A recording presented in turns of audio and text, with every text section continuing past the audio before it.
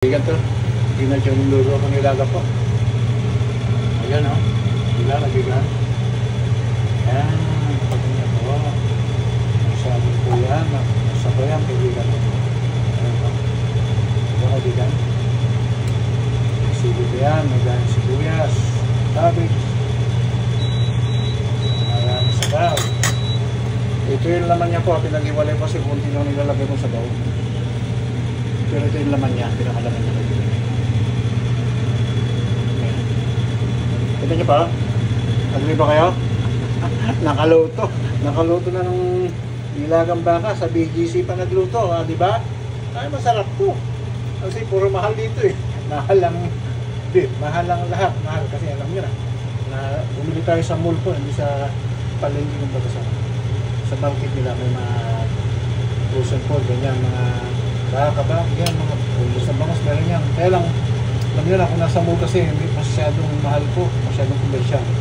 Pero wala tayo magawa. Kailangan lutuan natin yung mga nagsabway, lalo si Madam, nakadalawang anak ko sila may sabaw.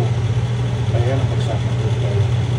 Panto nyo pa, pag-iba kayo na masarap itong ginagawa po. Masarap talaga ito, kaibigan. Ayan. Ayan, no? Lapit na po ito. Lapit na. Ayan. Ayan po.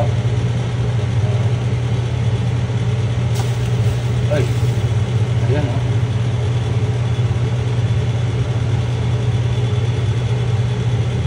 Ayan. Ayan ang sabi niya po.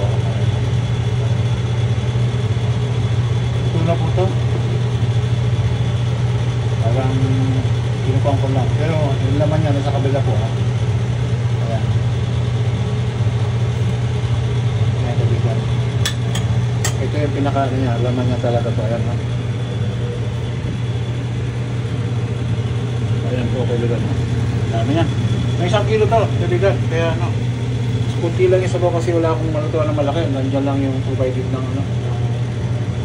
Ng hotel po.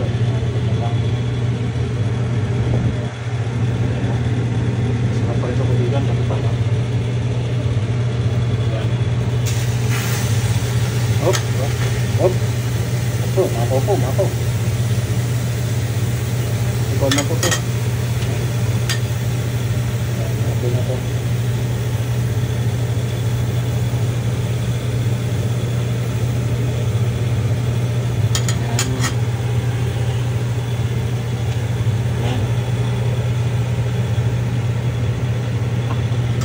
Mapo sa daw, kaibigan.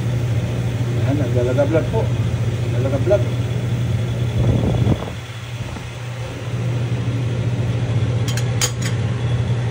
Ayan. So, nandito ng muli po. Magandang tanghali mo sa lahat. Daw, ang kakain natin. Salamat po sa ating lahat.